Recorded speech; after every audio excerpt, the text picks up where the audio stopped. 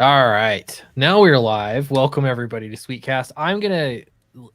This is what I always do because I'm a professional. I wait until we go live and then I'm gonna share it out so everyone can see that we're streaming.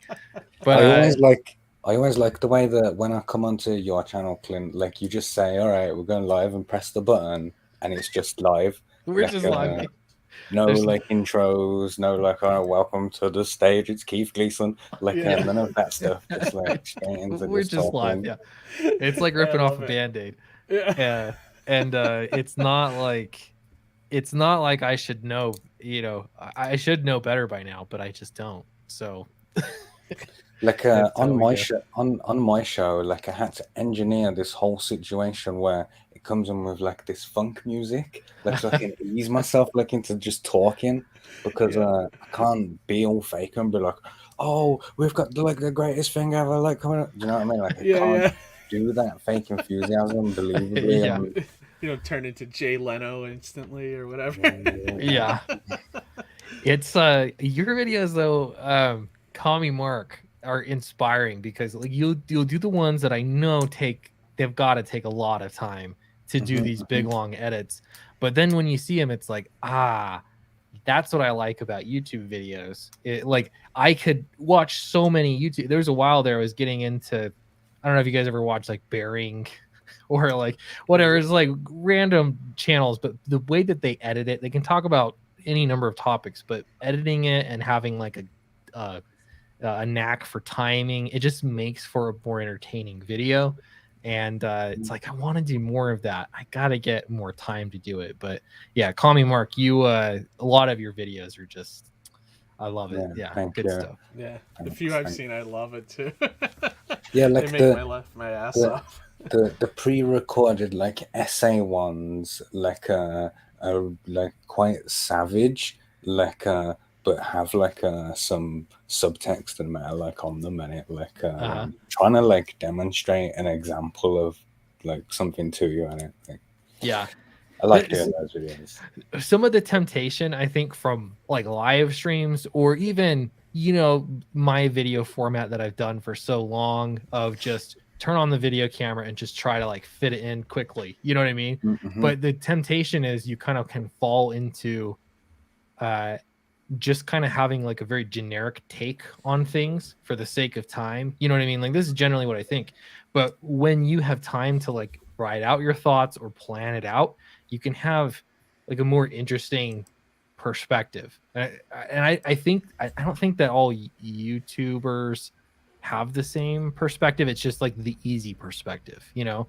So Mm-hmm. I like that because you just have like a little nuance that you point out, something.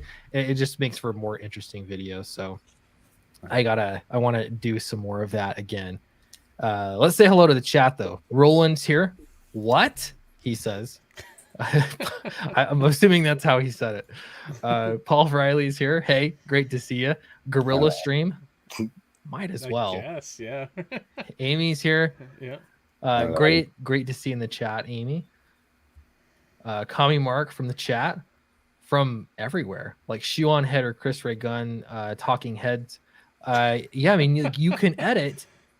I've seen some. Shoe on Head used to have amazing edits. I haven't watched one of her videos in years, but So, Sean Head is my favorite YouTuber. Like, and when I'm making those videos, like, I think that she's the closest thing to what I'm trying to do that exists. Like, better, she's doing it better than me, obviously.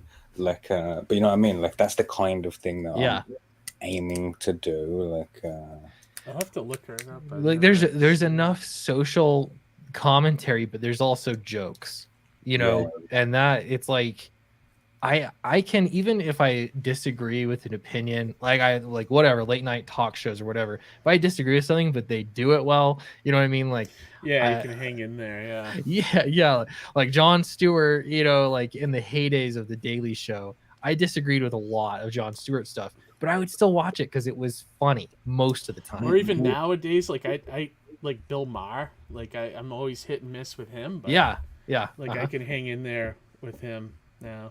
yeah. I, He can be when it's funny, it's funny.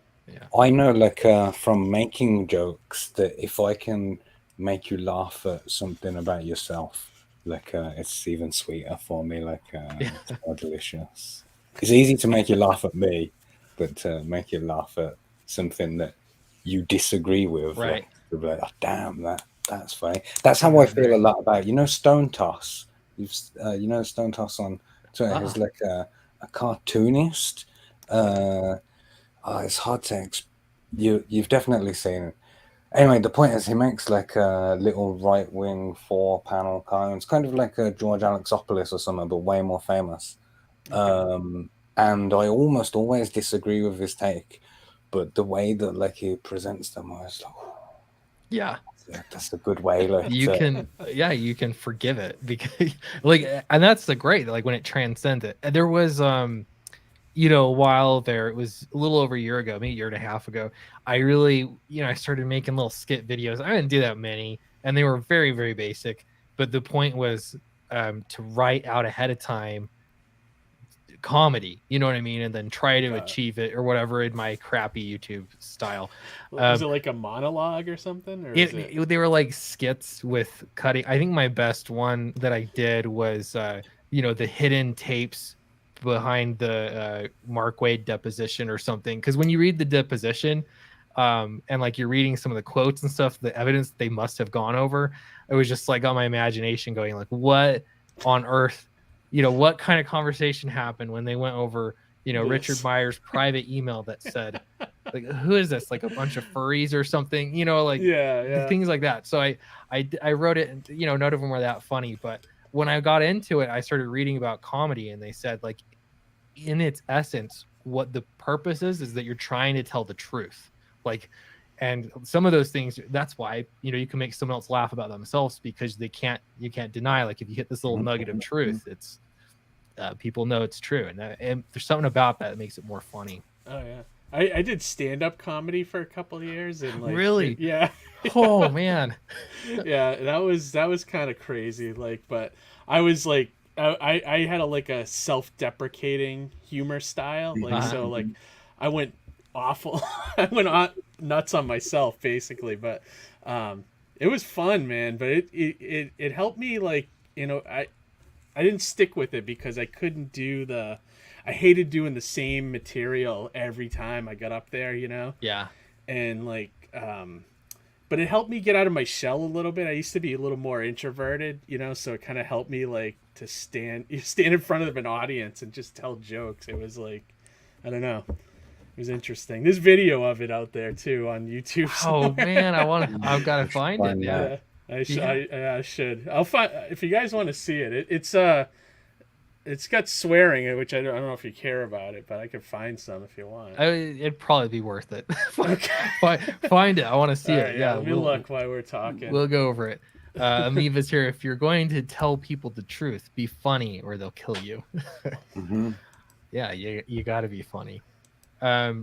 Presenting dissenting concepts in a comedic manner can be disarming and may lead to actual dialogue. That's the thing, is it's good for that's like with all of the uproar over like Dave Chappelle and and all these comedians, them being afraid to just, that's the weird thing, is because they're trying to say the truth, like, in, you know what I mean, and they're exposing the truth, and yeah, they're going to be overboard with it, but like if you're watching it, like, Dave Chappelle's had some really pointed critiques against the current state of things, but if you can't say that, I mean, how can you address it? I guess, I don't know, comedy's the best. How much social credit score do you gain from having the economically illiterate on your stream? Call me Mark. Not even sponsored by China. Outrageous.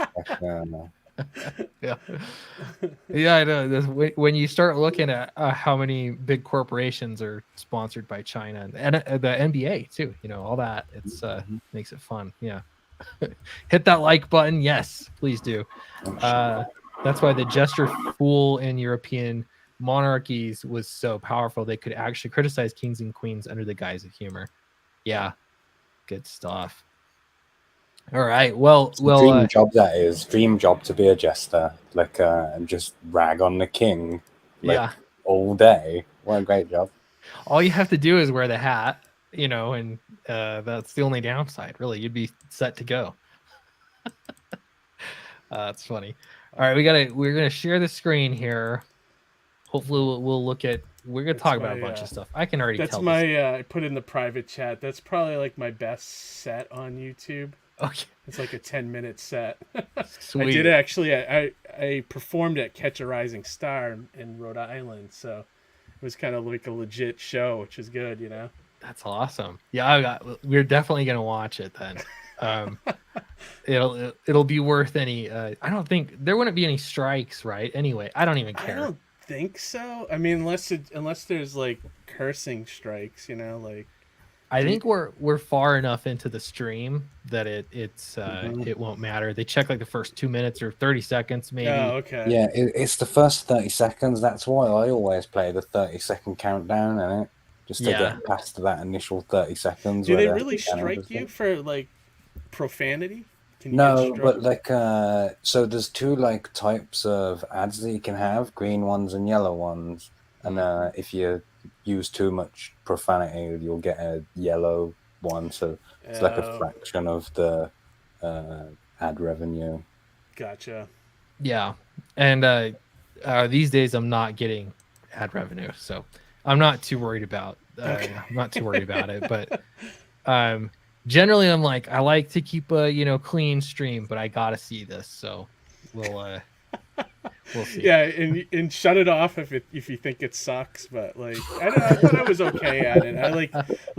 I thought I could get laughs, So yeah, like, I guess that's a good sign. That's great. Yeah, I would always be afraid of getting booed off the stage or something. There's been nights where it was like, like I did open mics and like hick bars and like it's like you're up there, you're just saying stuff and no one's like listening. They're all playing pool or watching football on the television. You just feel like an asshole standing up there. It's like I used to play in a band a lot, and we would play a lot of shows at bars and stuff, and that was always the worst when it just seemed like nobody even noticed you were there. It didn't matter how loud you were. They didn't. Right. No one noticed. It's like, that's the worst. I was at a nightclub a few weeks ago, and there was a live band there, and you could like see the people just being like, "Oh, I wish to hurry up and go." Like, yeah, exactly. Ouch. Yeah, that's the worst. Okay, so campaigns we're going to talk about. I'm going to do a quick Fatal update here. Charlie and I have talked a lot about Fatal, and we decided to add a page. I know that's not necessarily what everyone wants to hear, but it made the book. We're like just finishing the book, and it needs to be great. So there's going to be one more page, maybe two, that we promised, but we're at the end, so he's on the last page right now. How about lettering and all that? How far along are you with that stuff? So I'm working on the script. Eric is basically on standby for lettering. The script is mostly done, but because we kind of changed how the ending's going, I'm working backward on the script to make sure it all lines up. So I've been super busy on this, but looking forward to it. I mean, pretty soon. I'm waiting for that update. I can just say the line art is completely finished. That's such a massive hurdle to be through, and then this is going to be moving pretty quickly. So awesome. I'm really excited for this. The pages, though, if you've been waiting for it, everyone's been waiting for it. They're amazing. I want to show more, but I kind of can't because we're getting into spoiler territory. But if you've been following the campaign, I've got updates at least once a month, and they have artwork that looks like this, and it's great. This, like, just fantastic artwork. So that's Fatal. Dracula, I have the books here right now. I'm actually waiting for some of the trading cards to show up. So this is a strange thing. I guess I should have been more on the ball with ordering trading cards. Those foil cards took a little bit longer to produce than I thought they would. But yeah, this will be shipping here really soon as well. Have all the books here. They look fantastic. I'm really, really excited to get this book out to people.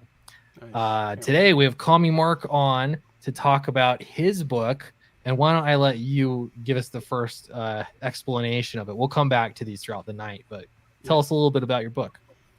So Krishna Kid is a story about an 8-year-old child who kills demons and fights with kings, and is also the supreme personality of Godhead in human form. So he's like the top #1 god, like in Hinduism, and he's come to Earth in a human avatar to like balance good and evil by means of killing demons and fighting kings and stuff like that. Very cool. It looks cool. The character looks cool, Mark.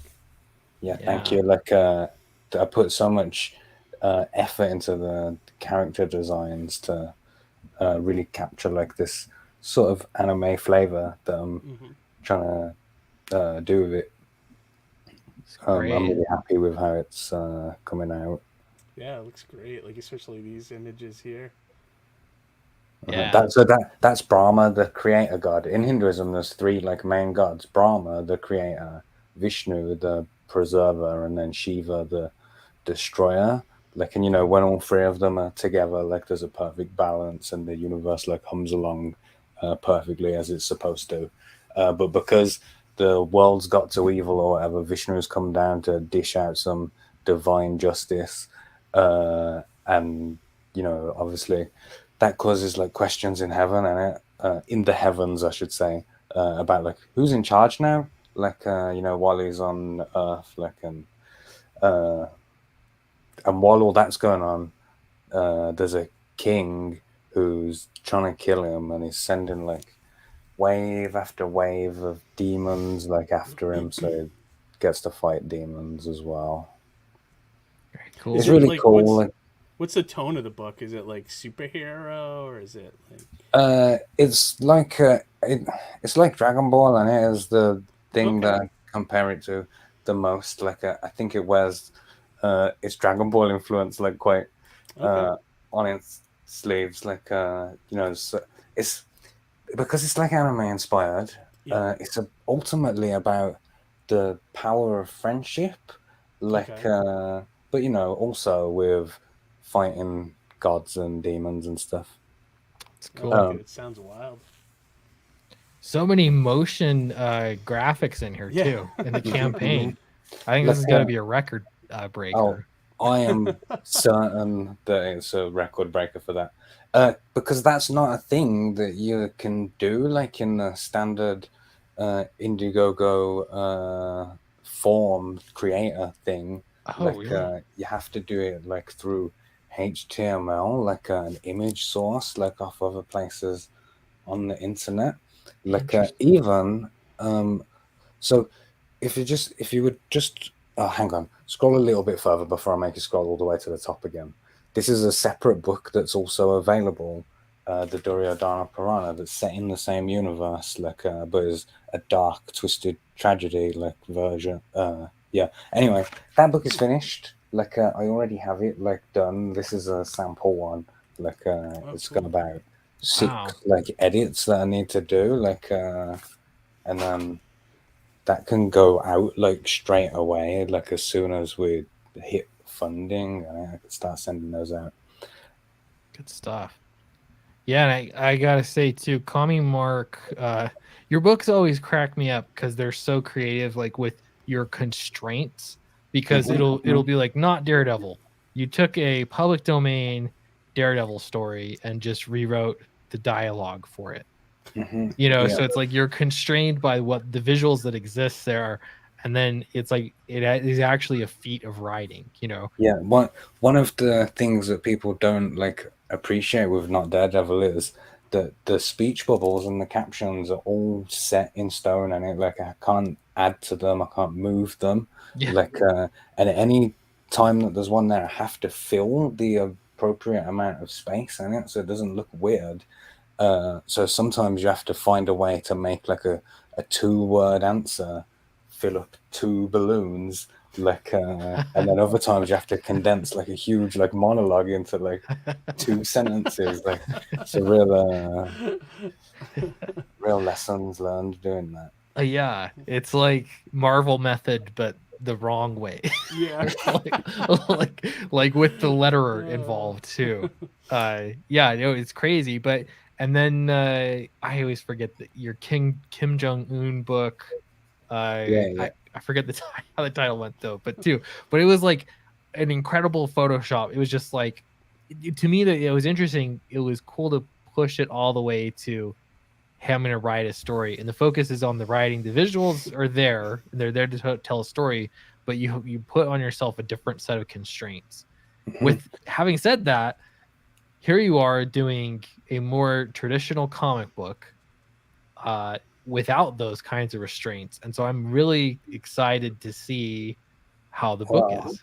It's interesting that you say that, like, because that's a thing that I say, and like the more restrictions that I have, like, the better my thing will be, because I have to work even smarter in it to like push the boundaries of like what's acceptable within that rule set, Yeah. or whatever. And in this, like, I have the original text in it, like, so I can't deviate too far away from what's written in there. Like, there's certain amounts of like artistic license, and there's things like where, I've smushed 2 scenes together, or like swapped the order of 2 things, so one's a setup and one's a payoff now, like that kind of writing stuff to make arcs and circles and stuff, you know what I mean? Yeah. But ultimately, like, everything that's in there, like, I can point to some text or some sect of like Hindus that believe that that's what happened. Mm-hmm. Yeah, it's interesting because it almost, well, it breeds creativity. The restrictions. That's I always like bring back the example of prisoners. They'll come up with the most creative, like, how to give somebody a tattoo, because they don't have a tattoo machine, so they'll invent something to do it, or ballpoint pens and whatever. But it's exactly the same thing, and I think that's how it is all throughout comics. You still have restrictions with the page count, page turns, all that kind of stuff. But yeah, there's no reason why that should limit making a cool story, so. And yeah, you're a great example of that. So so check out Krishna Kid, the Eye of Brahma Saga. I posted the link's in the description as well.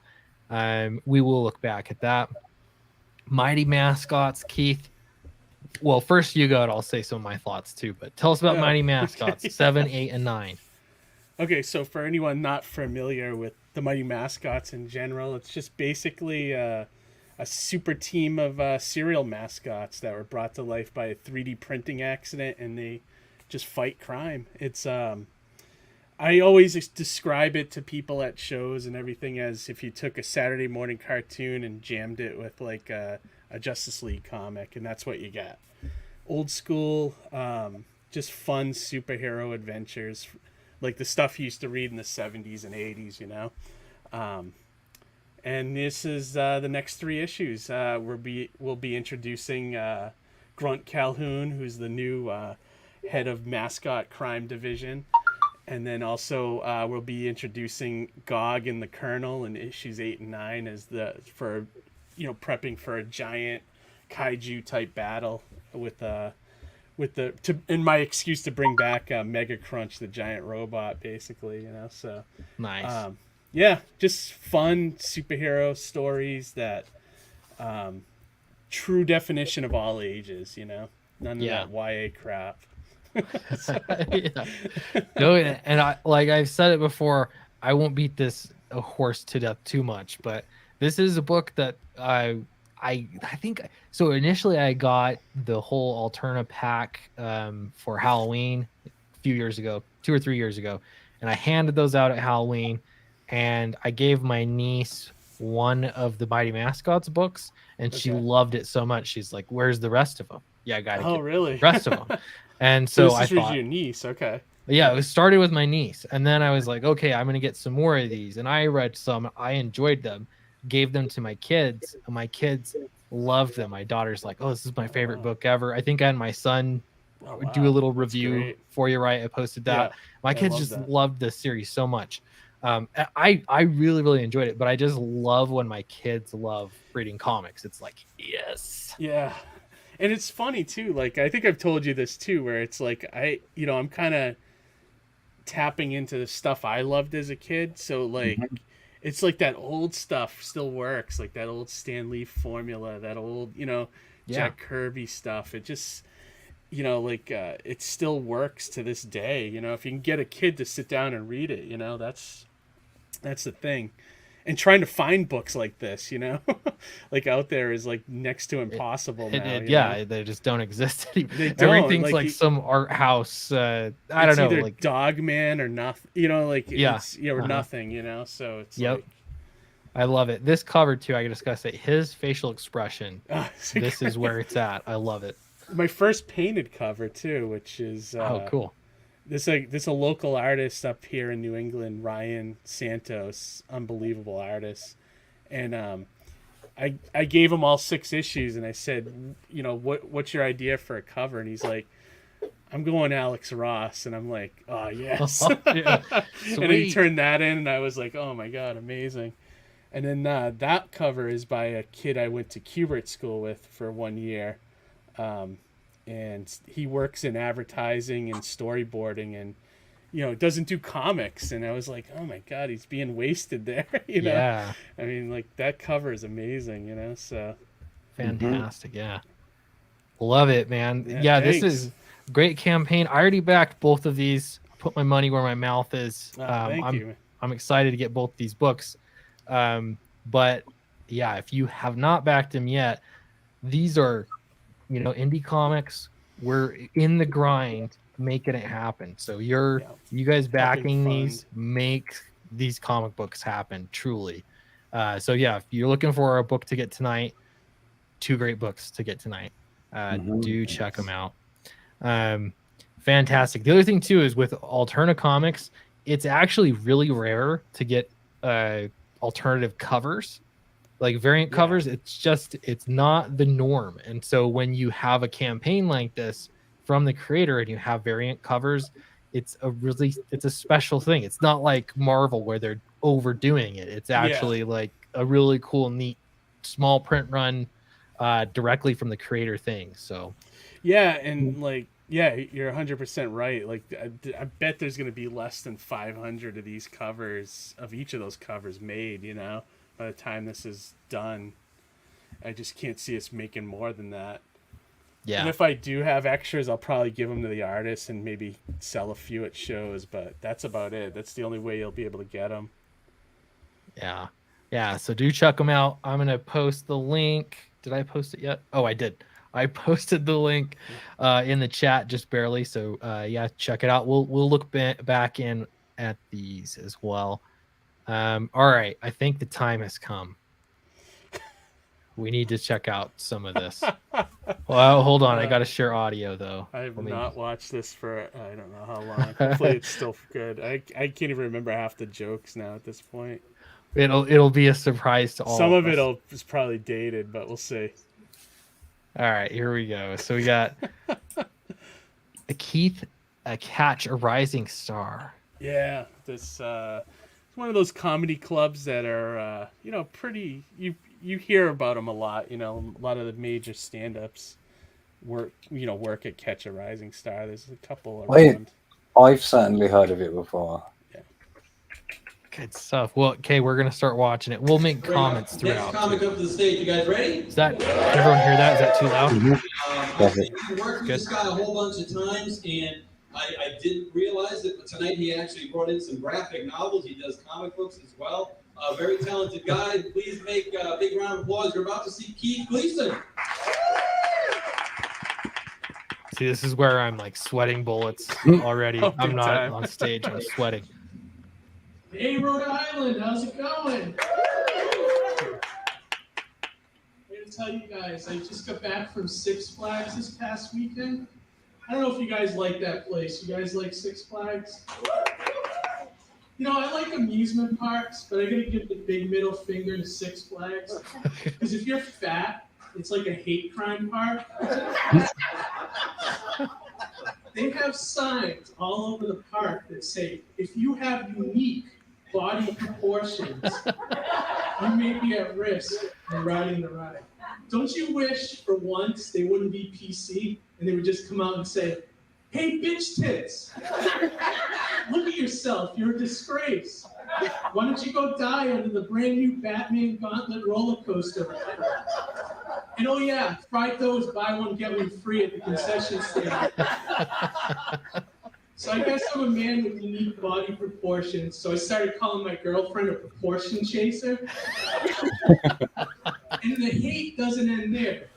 They also have in front of every roller coaster a stationary cart so fat people can test themselves to see if they fit on the ride. I like to call it pre-amusement if you're spinning. And that shit's funny, right? See a fat guy try to put on a seatbelt. Hell, I even chuckled a little through my tears. So after this experience, I knew I had to get on a diet. So as you can see, I'm an unbelievable success at it. You know what's weird about diets? How come we can never start them on the day we want to? We always have to wait till Monday, right? I do this every Thursday. And over the weekend, I eat so much that my stomach takes a restraining order out on me. I can't come within 5 foot long. So in my quest to get healthy, I started taking these health classes. And the first thing they have you do is keep a food journal.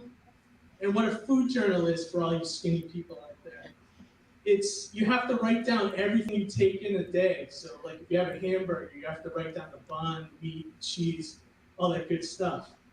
So I brought with me my food journal, and I'd like to read you guys some entries out of it. So here we go. As you can imagine, this book is going to be huge.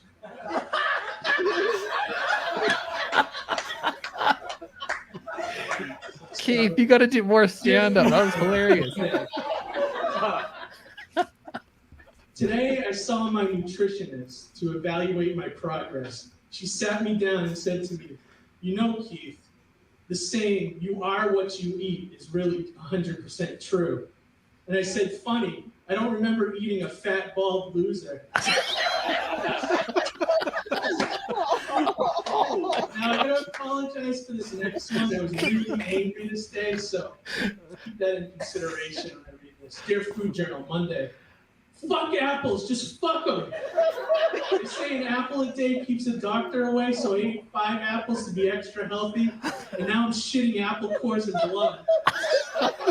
Now I have to go see the doctor, so fuck apples. Dear Food Journal, Monday.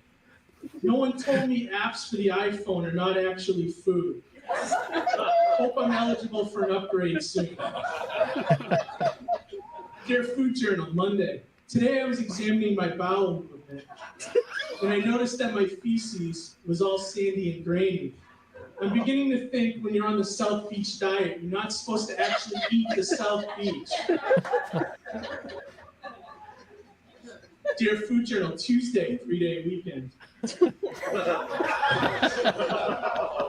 Last week I made the mistake of looking through my gym's bulletin board. After digging through numerous paper ads, I saw a sign that said, join our Zumba class and lose weight.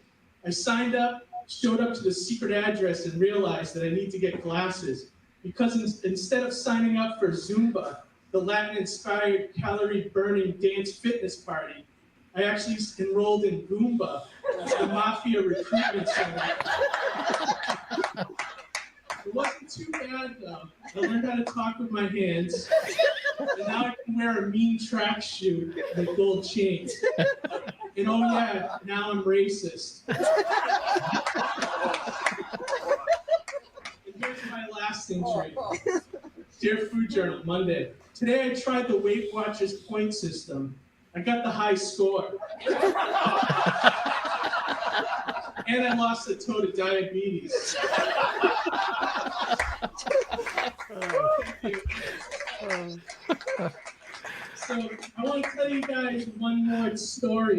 I get off the stage here. It's a little gross, but I'm not going to be that graphic, so just to let you guys know.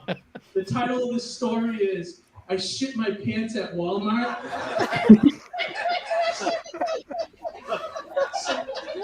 The funny thing about it, we're all arrogant when we're at Walmart. You know, we feel it coming on. We're like, I got time.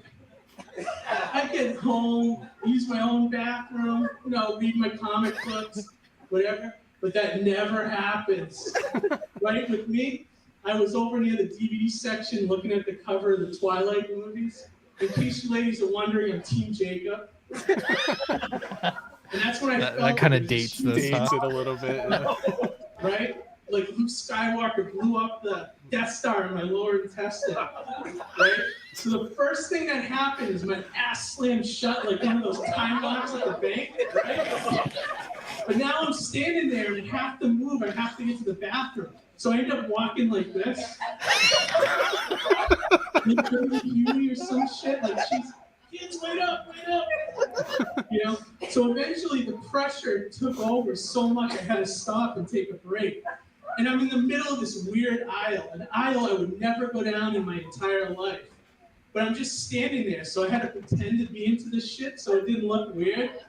So I'm sitting there with a smile on my face. I'm like, wow, look at this yarn. Oh, we got knots, embroidery. That is awesome. Massengill. Awesome. Oh, it's got vinegar in it now? I didn't know that. And then finally, I got control again. I started moving, doing the walk, you know. This time the pressure took over and I was out in the main aisle in front of the store so everybody could see me. So I had to start doing the tiptoe thing. You guys ever do that? So you're like, in there, you know? And you're going up each time, you're cinching tighter, you know? You got a big dopey smile on my face like I'm so fucking happy to be at Walmart. If you guys are looking at me from behind, it looks like this. It looks like a bulldog chewing on a pair of jeans. So I got the pressure up again. And I started walking, doing the walk. You know, the pressure took over again. And this time, I looked up. I was in the boys' underwear section, the little boys' underwear section. So imagine this picture, right? I'm standing here. I got Avengers underwear, Toy Story underwear, right? I'm covered from head to toe in sweat, right? I'm making a face like someone simultaneously gave me an ice cream headache and made me watch a Tyler Perry movie. And out of the corner of my eyes, I see Walmart security come in. You know, the guy had a nightstick and he threw it at me like it was one of the pigs in the Angry Bird game. And it hit me like right in the stomach and end of story. So what can we learn from this? 3 things. 1, if you gotta go to the bathroom and you're at Walmart, just go. I know it's gross. You gotta put a whole roll of toilet paper on the seat, but it'll save you a lot of time and money. 2, do not eat cheese fries and gravy before you go get your Faded Glory and Sam's Choice. Because if it was Sam's Choice, he doesn't want you shitting in his butt. And 3, if you do shit your pants at Walmart, get the hell out of there because they're going to hire you on as a greeter. My name's Keith Gleason, that's my second. I go to the bathroom. That was pretty good. Thanks. Yeah, well done. Thank you. Do you remember those jokes now? Kinda, yeah. The little food journal thing was always like my best bit at shows. Yeah, you had, like just put in these little lines here and there that were just great too. You can imagine it's huge. Yeah. Yeah, just to like set up that house, you know, when they see it, everyone was cracking up, you know. I actually had the jokes written in that little book too, so I wouldn't have to remember them. Oh, that's I was great. sitting there like, you know, with a pen trying to write it all in there. That you could go for it. Well, it looks like the chat liked it. Oh, good. Rectal Kegels. Love it. That's pretty good. That That's was great. Keith Gleason, everybody. Yeah, that was Writer of Mighty Mascots. I didn't know that he had it in him. Like, I'm really impressed. Like, I I know. always put Keith in the clean cut. Like, I don't swear like category with you, Clint. Like, I'm, like blown away by that. Like the Bob Saget, you know, where he was like that, had that clean cut image, but he was like this dirty comic. Yeah, know? when he got on stage. Yeah. So funny. That's impressive though. Like Oh, thanks. yeah, I don't know. That always seems like it'd be fun, but I know I couldn't do it. I wouldn't be able to. So good The job. performing part was always nerve wracking, but like I love the writing part, like crafting those jokes and then like, you know, doing them different ways, saying them different ways. That was always part of the fun.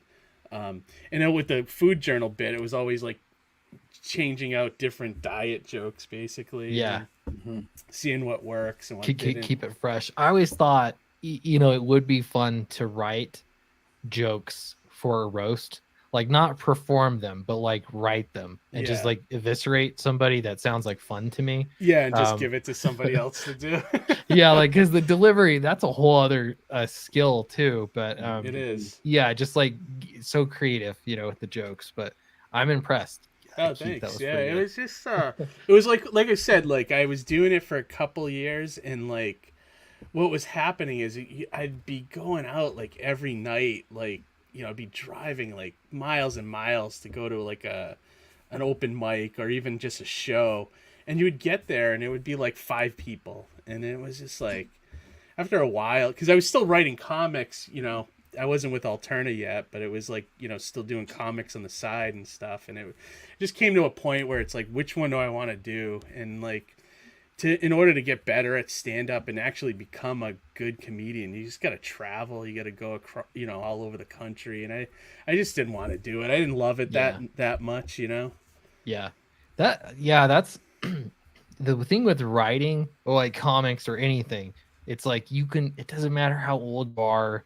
It does, like there's no added pressure, you know what I mean, of sitting at home and writing something. Yeah, you know, like there's all the marketing and all that stuff. That's a lot, but writing, yeah, you can do that till the day you die.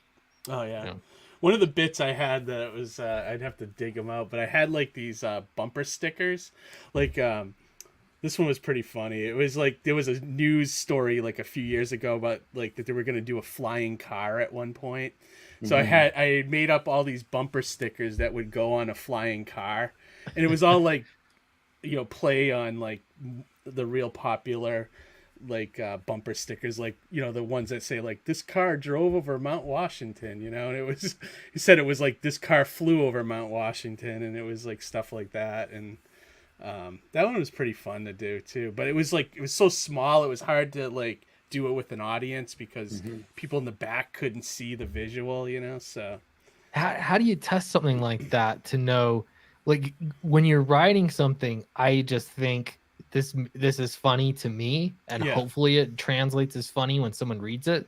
But when you're performing it, you have to make it funny. And if it, I don't, you know what I mean? Do you try it out in front of your friends there's first? definitely like stuff I write and I think is hilarious, and then I went and performed it and like 0 laughs, you know. Yeah. And it was just like, it's like sometimes it's like a gut feeling, like I think this would be funny, you know, but you never know. And then sometimes people laugh at the stuff that you don't think is that funny, and the stuff that you think is hilarious is like, you know, crickets, you know. Yeah. So it's a weird, you know, trying to figure out what works for people and what doesn't. It's just like an interesting experiment, you know. Yeah.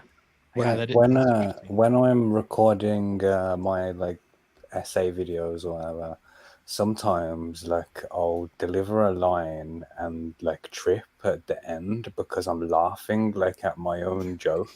Like and that's when I know that it's a great one. And sometimes like I'll leave those like cracks in, like that'll be the take that I use because it makes the joke funnier, like when you're listening to it, like because like you can see that like I'm laughing at it as well. Yeah. That's how I know is my answer. Like see, I gotta do more of it to like play with it more, but like when I was doing it, I still write things from, I guess, like a comic script perspective. So it's like the whole picture is there's going to be a cut here and then there'll be the punchline, you know. But then when I'm recording it, I know it's okay, I got to do this little bit first and then this little bit, and it'll come together. I'm just like trusting in editing skills to like make it come together, which you know, doesn't always work. And you know, I'm not the funniest person, but it is so fun. I mean, especially if you're a writer, like to just be like, I'm gonna write comedy, like straight on. The goal is to do something funny, you know, or horror. The goal is to write something unsettling, you know, scary. Yeah.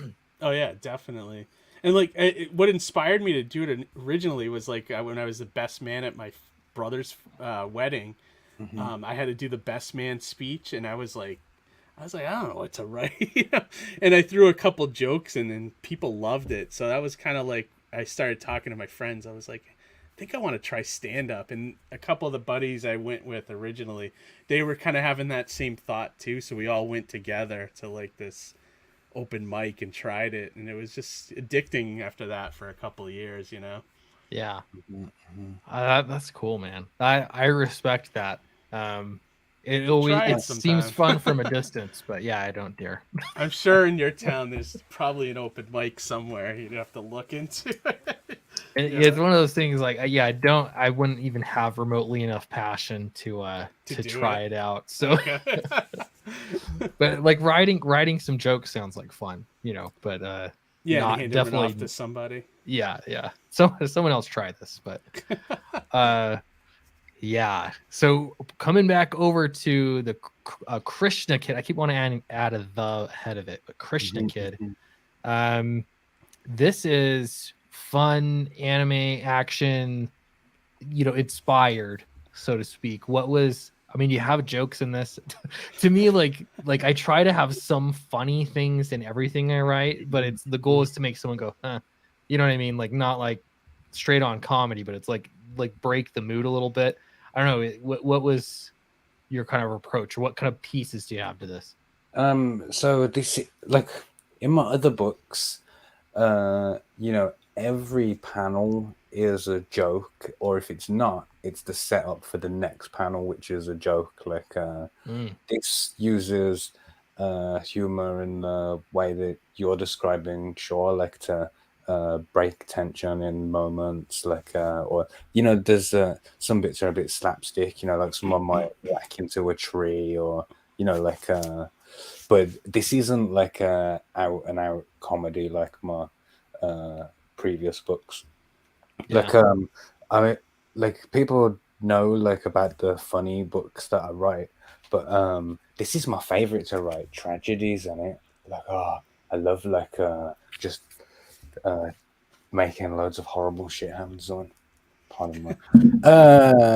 But this is the opposite of that. This is like a fun, like rompy adventure, like you know, with magic and cool energy beams and spaceships and stuff. There's no spaceship in this one, but in the universe, like there's spaceships and stuff. Like and like one of the things that's really great about this original material, particularly this story, the Eye of Brahma saga, is the ending. Yeah, the ending will present to you an idea that you think is like a modern idea, and like and you'll be amazed at some of the things that they thought like at that time that you know, actually closer to modern things. You'll know what I mean when you read it. Like you know, there's some ancient knowledge in there, is what I'm saying, that we've rediscovered, like or something like that. Like there's loads of really great things like that, great lessons as well, because obviously it's a religious text, like so all that stuff's in there as well. But cool. Is this like this is different style than you're used to, right, Mark? Have you done a book like this before? Like no, so all of the books that I made before, I didn't even have an artist. Like it was an incredible achievement to put out 3 books without even hiring an artist once. The first book was like a photo novella kind of thing. Okay. And then the second one, like I just took those public domain not Yeah, Daredevil pages, and Daredevil. rewrote them. This is the first time where I've had any influence over what anything looks like. So every single thing is stylized, and it like every single character, you know, do a deep dive into them, and there's a character in Duryodhana Purana. This never is mentioned like in the book, but the character appears in the book. Yeah, his origin story is that his father was like celibate, and he was in the woods, and like a really sexy woman came down from heaven and was just like, you know, dancing and being all seductive in the woods and that. And he ejaculated on some weeds, and then these two children grew out of the weeds. Yeah. So one of those children appears in this book as an adult man, but you know, like he's got like wooden armor, like and bits of like grass coming out of him and stuff, like because every character like have gone right in like to find how can I make this character look different enough that when they all collide in the great like epic Hindu Infinity War at the end of all of the Krishna saga, like that you'll be able to recognize like all of these people and understand their interconnected relationships and stuff. There's loads of Krishna Kid. I can make this for like the rest of my life. Like if people continue like to want it, so much material to play with. Nice. It's like how you know you hit a good idea for a comic book is when you can do tons of stories like within that universe. Mhm. That's So true. I credit your boy Zach with this lesson that I learned, yeah, because sometimes you can learn lessons from other people's mistakes. So you know this, Sweetcast, as a writer, we spend a lot of time waiting for the artist to deliver like the work that we're waiting for, and you feel like, I am being wasted in this time, like I can do something else, like and then you get this itch to write something, and you have an idea for another thing, and then some of your attention's on that, some of your attention goes off here, and all of that. And in Zach's case, that, you know, he kept launching book after book, like and I realized the solution is just write more books in the same universe, in the same campaign, and it like why like spread it out when you can just keep adding more world like to what you already have. So that's what I've been doing here. I like it.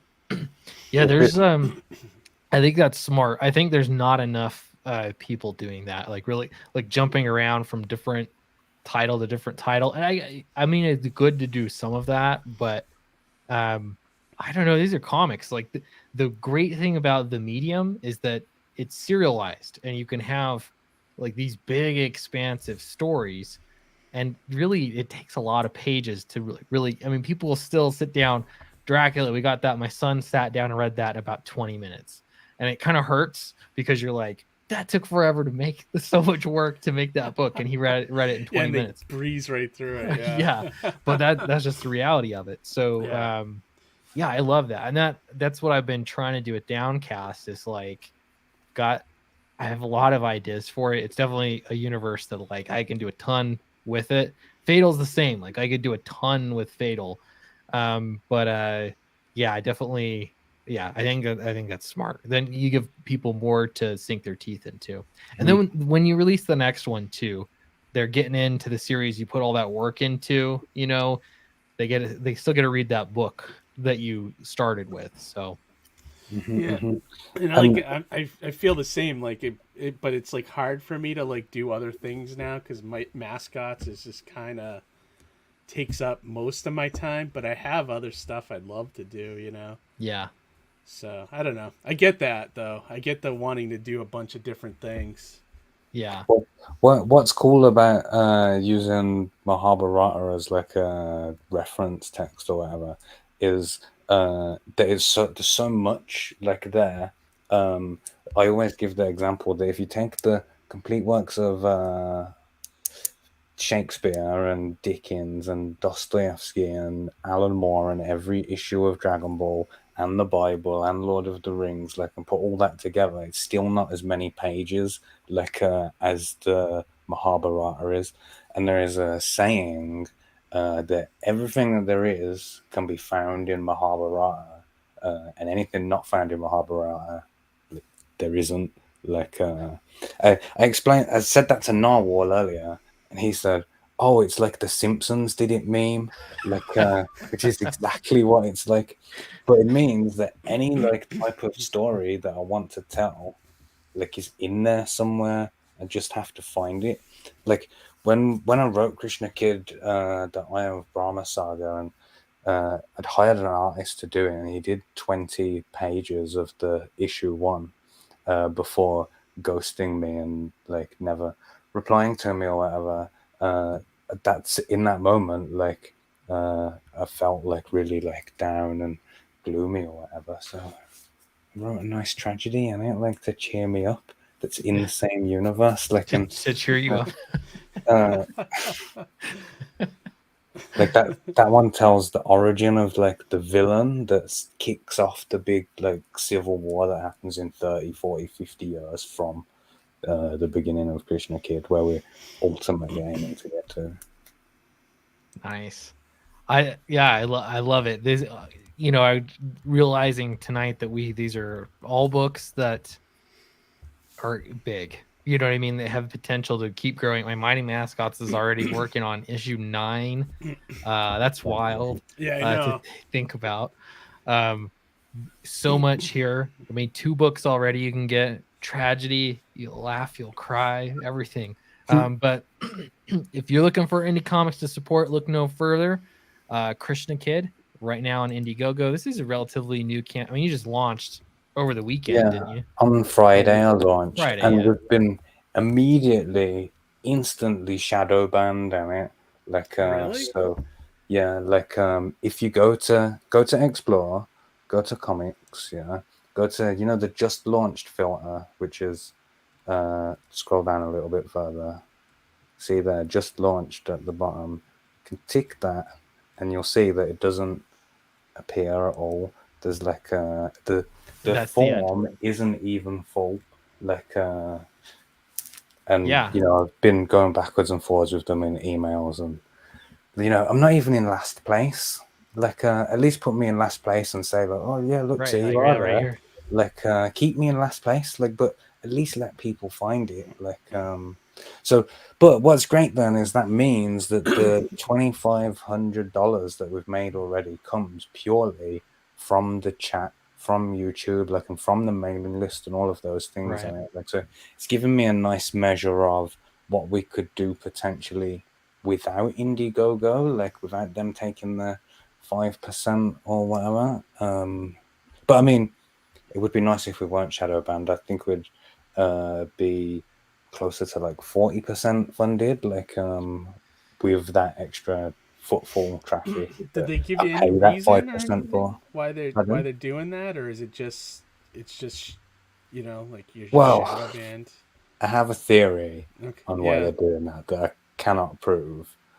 So on my previous book on Not Daredevil, like, Not Daredevil versus the KKK, so the bad guys on the cover that are fighting Not Daredevil are Klansmen, because it's called Not Daredevil versus the KKK, and they are also, these Klansmen are wearing Nazi armbands in it because they're bad guys, like, so basically they wouldn't release the funds to me because they said that it was promoting hate symbols in it, like, and I had to take those down or cover them up or something before they would release the money. So I put like little Indiegogo logos like over all of them.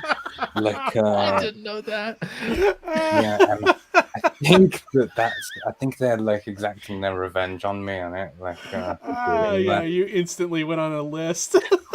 I'm sure they must have a list of people when they launch new things. Oh my god, that is hilarious. They could have told me. That's like what's so annoying about it. Like, if they'd have told me like you can still have your campaign, but it's not going to show up, like, I might have gone somewhere else. Like, because one of the whole reasons of using Indiegogo is for the footfall traffic, and it like you want people to find it of their own volition, like Right. Yeah. and nobody's Otherwise, ever you gonna launch do it that. on your own website. Like if without that benefit, what's the point? Yeah. Yeah, it's the one thing that has bothered me for the longest time. Right now, you only have one campaign. I'm sure Roach Balls is great. Campaign looks great, but the campaign's ended and it's not in It's demand. still in there. Yeah, it's still Yeah, showing up and so trending. this is just one example. But like when I launched Dracula, I remember there were 3 different campaigns that were ended. They were still on this list, and it's like, and I'm getting bumped down because of these ended campaigns that can't possibly be trending because no one's backing them. You know, Right. that part is That I can never infuriating. figure out, like why Yeah. those campaigns don't go away as soon as they hit end. You know, like Yeah, is it like you think people are actually bringing the campaigns up? Is that?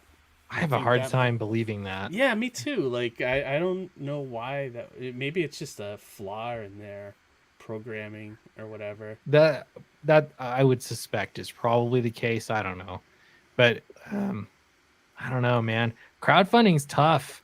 It really is. I had a couple friends on over the weekend launch not a crowdfunding project, but I think it's similar. They launched a big project and they'd spent so much money. I'm just looking through like all the lists Yeah, of just things to here, see, but like- I've gone down like 40 pages on it, like to check that it's not the mic book's not there. There's Mighty Mascot Oh, 7, there's- 8, and 9. there's yeah, Fatal. Raiders of Fatal. Fatal's Yeah. not even. I haven't seen Dracula yet here, but yeah, there's Fatal. But yeah, these friends of mine launched a big business. I mean, as a business, they spent 30 grand, like preparing for marketing, $30,000 for this big launch, and they launched it and they made back 3 grand, and I'm like, oh my gosh, I kind of warned them like a little bit, you know, like with crowdfunding, it's one of those things that you don't really know, like how do you have to validate how big of an audience there is of people that are going to be there for you. There's Dracula, and Not Shadow Band. not Shadow Band, no, but I still haven't seen. I mean, 'cause I guarantee you, I haven't had many Dracula backers recently. So, like, you've probably had more backers in the past 72 hours than I have. Oh yeah, in like one of the email exchanges with Indiegogo, there was like, oh well, maybe your campaign just hasn't had enough like interactions yet. And then I sent them back a picture of the entire like just launched section where I'd raised more money than all of them. Like and yeah, Raised more hopefully money. it's gonna be I'm sorted. I surprised don't want they even responded. Like if they're Oh, it was a very like automated response. Like one of the things like that they said, I googled like the phrasing specifically, and it just gave me an Indiegogo support like FAQs kind of, you know, they've literally copy and pasted it from there in it. But I don't want to go too hard on Indiegogo because I would like it if they would resolve like the situation. Like when I had that issue with them before, like to their credit, like they said, this is what's wrong, fix this, and like we'll solve the problem. And they stood by their word and did that. Like so. The other thing too, like looking at the dollar amount you raised, this is always, I'm always impressed by this with your campaigns, but your book is really affordable. Like it's priced really reasonable. It's $21 for the complete saga. Like this is the highest tier right here. Oh wow. How many pages is it, Mark? Yeah, so the collected edition is 90-ish pages. Oh wow. And then that's like issues 1, 2, and 3 collected. So you can either buy like the perfect bound gold cover, or you can buy like the 3 floppies individually with their own exclusive Indiegogo wraparound variant covers, all by Matt Barr and Billy Basco. Like all 4 of the floppies have Matt Barr, Billy Basco covers, and they're color coded. So when they arrive, like you'll have like this beautiful set of covers. It's It's gonna be great. Cool. Yeah, well, Awesome, yeah. check it out. Yeah, again, this is how you're gonna hear about comics like this, is on these live streams. So support Commie Mark. Does good stuff, especially if you want to support indie comics. Great place to be. Let's check back in with Mighty Mascots as well. 3 issues. Again, I think this is super affordable as well. You got a whole bunch. You always have good goodies, like extras. Yeah, and like stuff. I put a bunch up there, which like that to me is like totally worth $50. You get all 3 issues, all 3 variants, 3 mini prints, a pin, a embroidered patch, and a bumper sticker, and then whatever we unlock, after the stretch goals start coming in. So yeah, definitely, I recommend the $50 tier for anybody. But if you just want the issues, it's only like 15, and then you get the mini prints as well, and then I sign everything, and the usual. Yeah, I'm assuming too you have add-ons. If someone wants to catch definitely. up. Yep, definitely. I'm thinking about doing like we're so close to hitting the goal. I think I'll hit it before the end of the first 30 days. I think I have 800 left. Oh, you're close. Yeah, I'm really close, and then I'm probably gonna do another 30, and I'm trying to come up with like another product or something to put on there in the 30 days. I was looking into lunch boxes. I kind of want to get like a sample of that before I pull the trigger on something like that, But and it would be very quick to turn that around in 30 days. Do you know what I mean? Even if you started like, all right, let's get a lunchbox prototype tomorrow, like that would give you 42 days to do that. Like, yeah, definitely. Really Thinking of calling them tomorrow and seeing if they could send me a sample or something. Yeah, I keep getting ideas of things I want to do. Been talking about miniatures and stuff like that. I'm like, I want to do minis. That'd be so cool, but I can't. I'm trying it's to. It's a lot focus. of money. I'm in the background working on the making Keshi figures, which is like the old muscle figures from like the 80s, which might be before your time, Clint. I don't know. Do you remember the? I was born in '86. The Muscle Men or whatever. Yeah. Yeah, they're little pink figures. I wasn't. Mark, did you have that over there? I know what you're on about. Like, so they remade, like, you know how these things go around in cycles. Like, it definitely came back around again. Like, in mine and Clint's generation, because we're like much closer to the same age than you are. But they were like monsters instead. Like was it like monsters in your pocket or something? I think it was called. Oh yeah, familiar. Yeah.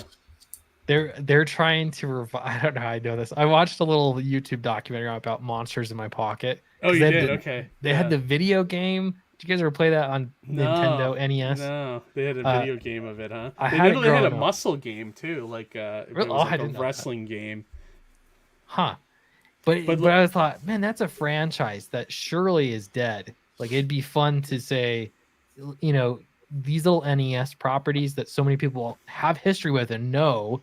Well, that'd be cool to do a comic series of it. And kind of like, why not? It's just sitting there. Yeah, if you can get the license. I actually looked into like that before, and I was going through like looking for dead franchises, like from companies that no longer exist, where maybe it's protected by someone, but nobody remembers, like, because it's from so long ago. But there was nothing like a value, anything that's like even remotely 1% cool, like is owned by someone, like still going. Well, like Monsters in My Pocket, they actually keep launching new toys. Like, they're still currently now like making toys. They've evolved over time, but they used to make so much filthy money in the 90s on those little toys. It's kind of crazy.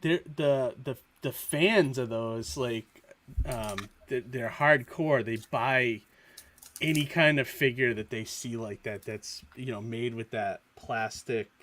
I don't know what you call it. It's like that pink plastic. And they buy any variants. That's why you see like they made like alien ones, and they made Master of the Universe ones too. So I think everybody like went nuts for those. Yeah, you could probably Google search it. Yeah, they're probably out there, but So I actually talked to a copyright lawyer, or not copyright, excuse me, trademark lawyer last week. Not for anything I was doing. It was just like by happenstance. Yeah, he was actually from the U.S. copyright or trademark office, so he like really knew his stuff. That's where he works. So I was asking him about like reviving some dead stuff, and it's like technically the trade, like for Pogs, for instance, Yeah. Pogs is dead. Like the company that did it, they don't Gone out do of anything. business. So it's like Pogs, you can make them and call them Pogs. No one's defending the trademark because they haven't done anything with it. Like everyone's been doing things and saying Pogs. But if I wanted to do like their little hairy guy character or something, that's a copyrighted character. Yeah, someone still owns that, right? Yeah. Like, so yeah. Yeah, so then it becomes different. So then like their logo, and anyway, it still gets into this hairy territory where I'm like, it still makes me nervous, but I made Pogs anyway, so Yeah. it's too late now. Yeah, I would love to do like, get a license thing, like a cool license thing. I was like low key kind of looking into like Thundar the Barbarian, because I think that would be an amazing comic to bring back now.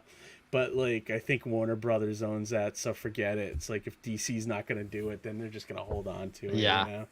See, and I was thinking of like PlayStation 1 era video games, that franchises that were big, at one point, and then just and disappeared. Could spin off into something. Like, like Wipeout, for example. Like everyone knows what that game is. Like really easily make that into something.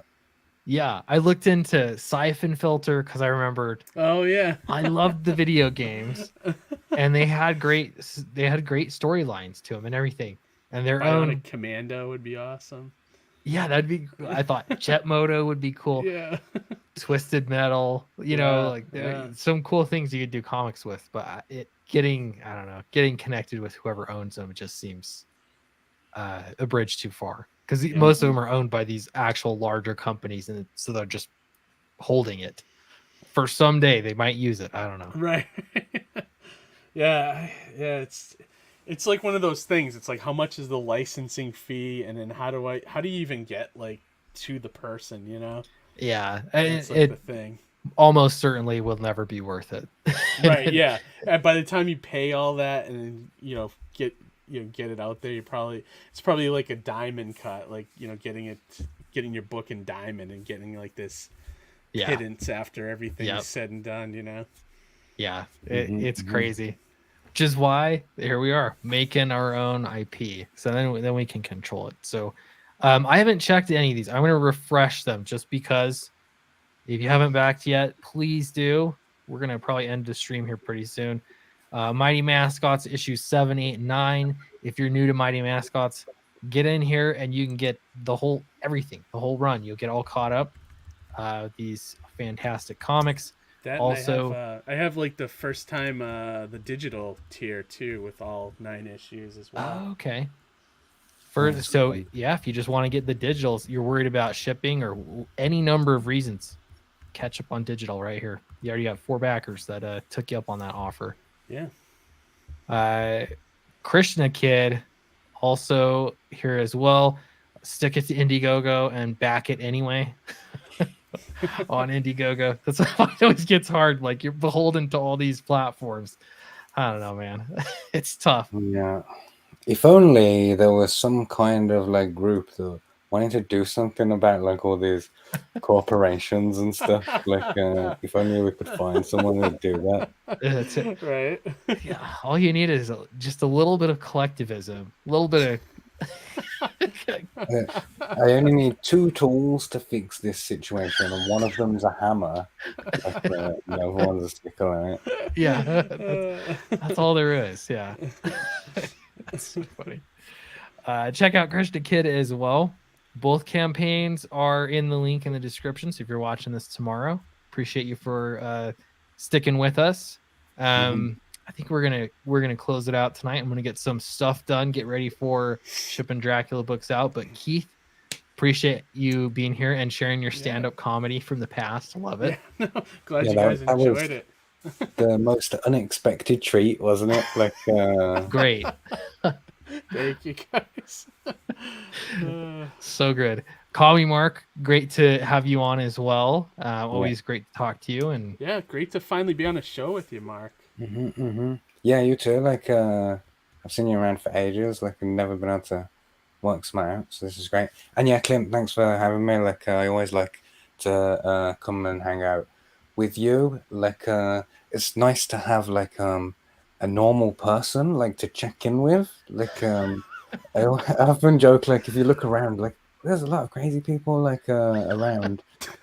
Clint's like a shining beacon of normal. Yes. Like, Yes. thank you. Appreciate it. you. It's funny because like in the comics world of things, people are I hear that a lot. Like, oh, you're normal. But around here, people are like, oh, you're the guy that writes comic books. Like people in my neighborhood. And I broke my foot skateboarding. Oh, did you? A couple weeks ago. Yeah. I have a broken foot here. Oh man. It started to feel better, but people were like, you skateboard. I had so many people tell me you're too old for that. What are you doing? And I'm like, I don't know. I write comic books too. Like what do you want me to say? Like, you know, but so yeah, it's, do they think it's weird when you tell them that, or is it like, or do they think it's cool? Like they think it's weird, and then usually what happens is they'll be like, oh really? Like, you know, I have a day job too, you know, but yeah, they're same. Oh okay, and then they'll get snooping around and see the campaigns. They'll like see Fatal, and this is always like, oh my gosh, yeah, you know, right, he's like rich, like yeah. If only they knew. When you tell the people of your neighborhood that you're going out promoting your book, do they think that you go and knock on people's doors like I'm here to tell you the message is fatal or whatever? No, it's like they're like, oh, you're like go to comic conventions and stuff, and you know, it's like, man, I mean, it's, you know, 2022. We just pop on the internet, just like anything else, you know. Do you ever get like the people that are like, oh, they still make those? Like, yeah, I get that. I get that sometimes. Yeah, it just shows like how small and niche comics are. It really is crazy when I think about it. Like almost every other niche on the internet is bigger than comics. Yeah, it's true. And I've been around long enough to see like the shift from when it wasn't cool to be a comic, you know, into comics, to now where it's like, you know, everybody wants to have some kind of comic, you know. Yeah, it's definitely true that like in just 10 or 15 years ago, you know, if you was reading an Iron Man comic, like there's a 90% chance that you had glasses, like and that you was a nerd and stuff, like, and we would be mocked for those kind of things. And now like it's so universally accepted that your grandma knows who Thor is.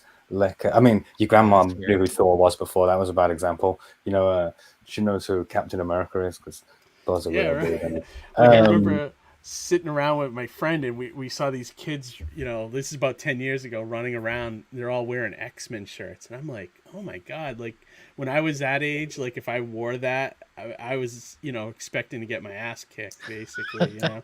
No, but seriously. And that's how it shows you how it's shifted, you know? Yeah. It's like crazy, like, you know, but it's cool. I'm glad it's like that, you know, now that it's, I guess, not, I don't know, taboo or, you know. Yeah. You know, I don't know. The stigma has changed. Stigma, yeah. The stigma but it's definitely changed. Like I don't know what the word is. I don't know. People treat it like it's a novelty, I guess. Like, oh, that's cute, you know. I just watch the movies. I am kind of looking forward to the day when the movies stop, though. Like they're bound if to. Disney like, stays on the path they are. The movies are getting worse and worse. Yeah. My controversial hot take on this subject, like, so like all your MCU movies and Star Wars and stuff, there's no like disagreement from anyone that they're not the same like as the books in it, like and you can say like oh, they are doing like trying to appeal to women like in these movies and TV shows and stuff, like they're changing it like to appeal to women and stuff.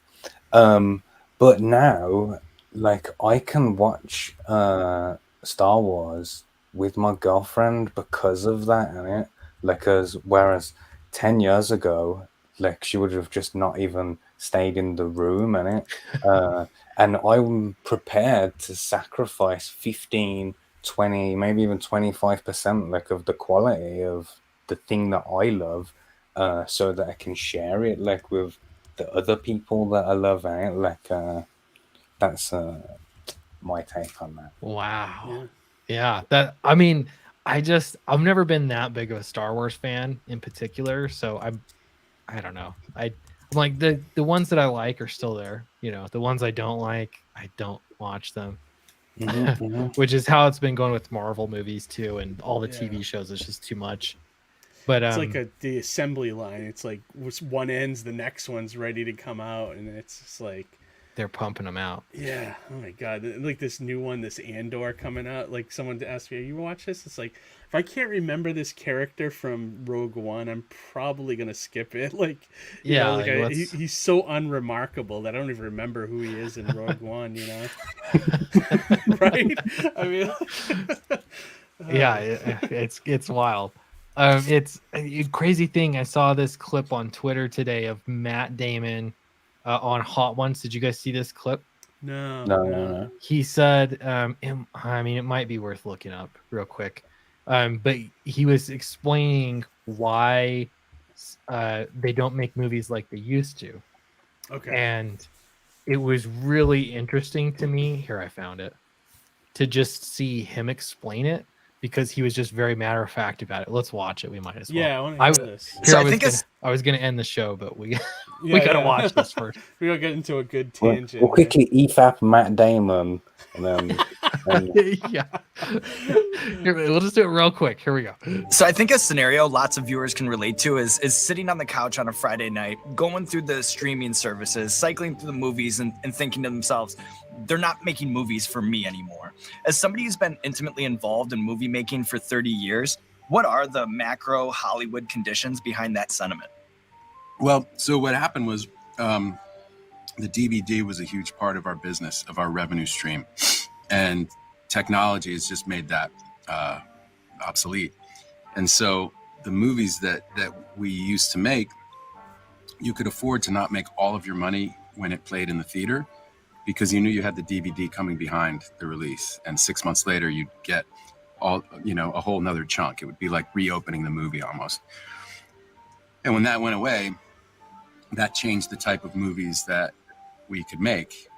I did this movie Behind the Candelabra, and I talked to a studio executive who explained it was a $25 million movie.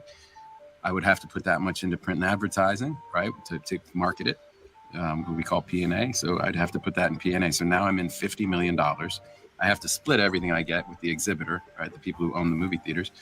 So I would have to make $100 million before I got into profit.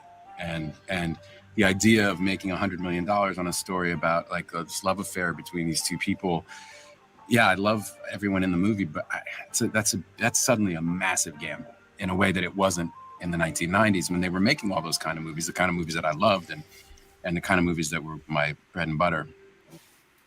That's so interesting, yeah, and I'm already seeing like comments from the chat on it, because I do think it gets a little bit more complicated than that, perhaps. But and you notice today too, like even with a movie like, because I saw Bullet Train, like even with something like that, like it's half funded by like Chinese money, or like there's a Chinese production company there, and like you could see how they're shoehorning like Asian stars into the movie as well. Like it must be part of the deal, like. But yeah, no, it's interesting. That's why I think you see just superhero movies and remakes now in the theater. It's just... they're going for the safe bet. Yeah, remakes, superhero movies right now. But it's I don't know. It kind of makes me wonder if it's grown too big for what it can handle. Like, for example, like they have to have $50 million worth in advertising in order to get people into a movie, and then obviously the production cost of the movie. To me, it's like this looks like an opportunity for independent films to thrive in, you know.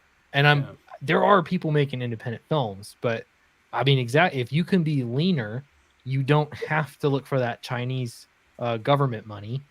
You know, you can just do a movie, and if you can do it at a lower budget, I mean, is he trying to say people?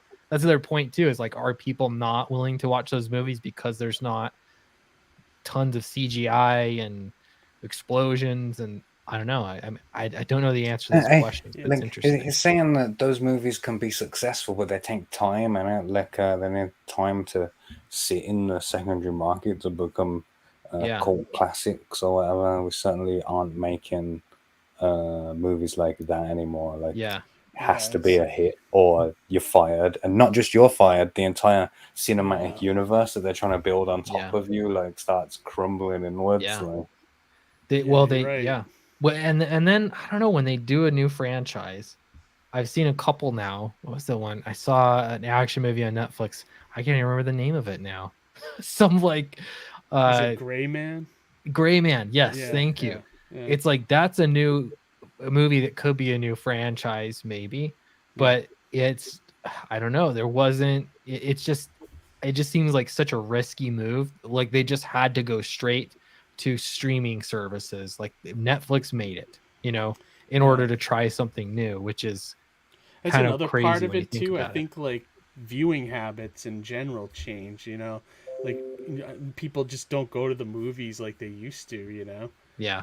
And I think that's part of it too. There's a bunch of different things happening, you know. It's like the pirating, I'm sure, has part of, you know, it's part of something, you know, the decision to make, you know, less original material too, you know. Yeah. It's interesting. Yeah, it's definitely like weird how like streaming is taking over everything, you know. Mm-hmm. So yeah. So I don't know. I thought it was super interesting just to hear from Matt Damon's perspective what's going on. I'm sure like that sounds pretty accurate to me. I'm sure there's a lot more to it as well, but that makes sense. I I also think that he was drunk, like on Chili, a little bit, like in the moment. Like I think he was being more candid than he usually would be. He probably wouldn't be. Yeah. No, but that was interesting. Like I didn't even thought about that, but it makes sense, right? Behind everything, it's always leads to money, right? So. Yeah. Mm-hmm. Yeah. And someone posted this, and it was. They're trying to say this disproves him, but I actually think this appears to prove him right. Is exactly what this is. But yeah, DVD sales. I mean, when you look at the just volume of money that was made here in DVD sales, that's a major loss. I still like to buy CDs and DVDs when I really like something, but it's definitely like rare, you know? Yeah, same. And like, I used to buy like back in the early 2000s, I'd probably buy 2 or 3 DVDs a week. And now maybe 2 or 3 a year, if that, you know, or Blu-rays now, you know, whatever. But yeah, no, it's true. It is. It's interesting. So I don't know. I love the way that they've presented this graph. You see on the y-axis, it goes 1, 5,000, 10,000, 16,300.